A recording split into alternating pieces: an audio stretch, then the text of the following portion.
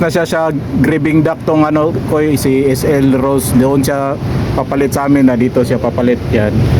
Tapos ninasisan siya ng tugboat, yung harbor yung dockmaster si ano yung si Sir Binji yan. Pagkatapos natin sila na naman labas yan, wala na naman dito yung gate dito, sirado na yung ano, sirado naman to yung ano yung graveyard yan, gribbing dock niya yan, sirado na. Labas na siya, iwan ko kung sino kayang susunod dito. Labas na si SL Rose ng Handimax pala to, Handimax. Shout out kay Sir Bards J from Northport, Sir GR Disuyo. Wala pala angkla sa starboard side si SL Rose. Bagong pintura na siya, external painting siya, maganda na yung back na to. Tapos inanoan siya ni Tag 78 na season siya. Meron din sa pupa doon. Bali tatlong tugboat nag-assist niya dito. Yan, tatlong tugboat nag-assist dito ko, tatlong tugboat nag-assist dito kay alongside si SL Rose. Wala pa siyang gamit ata na makina. Wala siyang angkla sa port side niya. Parang meron na din siyang bow thruster kasi tinutulak siya ng hangin.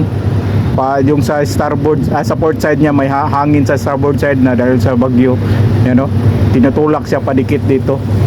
Padikit yan. Yung mga tugboat dito ano na lang to, bira-bira na lang, alalay na lang. Itong mga gagaling na mga ships handler ng barko yan, experience talaga, magaling talaga Tapos padikit nila dito, pag okay na padikit nila dito. Medyo maulan ngayon, mahangin kasi sa bagyo lang. Shoutout kay Sir Tony Kalaban from UCM ETC. Yung pilot dito ko, basic lang yung command ng dito ng tugboat dito. Katulad ngayon, papunta na siyang alas 3. Bali alas 3 meaning 90 degrees yung birayan, bira o tulak. Pinoposisyon na ng 90 degrees yan yung tugboat sa proa yan. Kasi standby na yan kasi malapit ng didikit Standby na yan, bira alas 3, bali 3 o'clock yan, bali 90 degrees.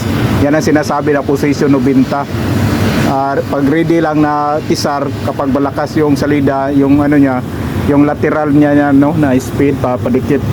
Yan. Tapos yung kabilaan yan siya, bali kung dito ka naman bibira alas 6 naman yan. Kapag may angle na alas 5, kapag kaunti na angle na naman alas 4, kapag mga 90 degrees ka na ng alas 3. Ganon din yan sa pupa poy. Kung ano yung bira sa pupa, para lang sila nagbirahan ba. Yung sa pupa doon, bira naman kapag malakas yung salida pabira sa prua, birahin naman yan doon sa pupa.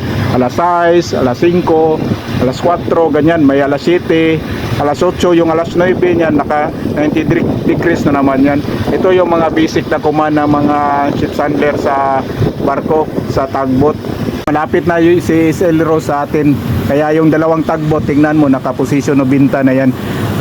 Position 90 ready to tisar na yan kasi yung tinutulak kasi siya ng hangin. Yung hangin niya nasa port side, tinutulak siya padikit sa pantalan niya Kaya yung para na rin mayroong thruster itong si SL Rose. Yan, yung tugboat na yan, tingnan mo na. Distansya na sila. Naggamit na ng makina pa. Pitik na sila pa atras, position na lang. Yan, pag malapit na mga ilang meters na yan, mga 50 meters siguro o ganyan, 40, 20, 30 ganyan, hilain na yan siya. Kaya dapat parallel talaga yung pagtulak mo lang para madikit sa pantalan yan. Yung isang tugboat nandun sa pupa yon na just in case sumubra naka-standby yung isang tugboat na yan. Kaya mas madali kapag may makina ka, mas madali yung kailangan importante yung proa kasi hindi mo makontrol kapag wala kang bow thruster yung proa kasi maliban na lang kapag masira yung isang tugboat, may maka-assist ka agad ba sa proa. Masira yung tugboat sa proa, maka-assist ka at least dalawa. Lalo na yung mga malalaking barko talaga, maraming talagang tugboat na mag-assist yan.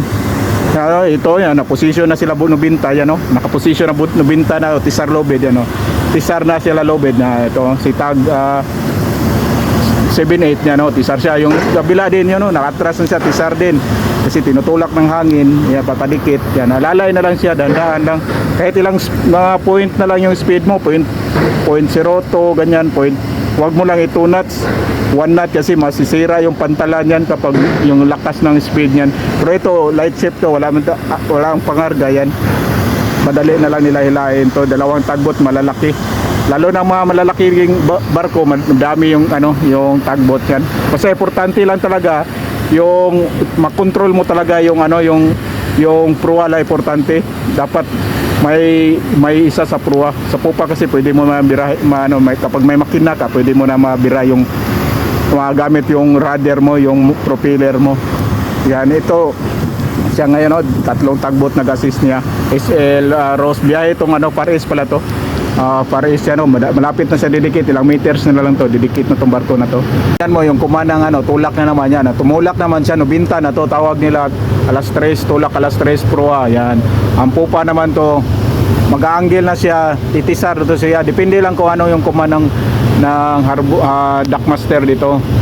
Yan, no, yan, yung isa naman na malapit na angle na mga nasa ano na siguro yan siya, mga nasa alas 7 siguro yan, mga alas 7, palapit alas 8, ganyan, alas 7 o alas 8 na angle ito yung sa pupa na tugboat.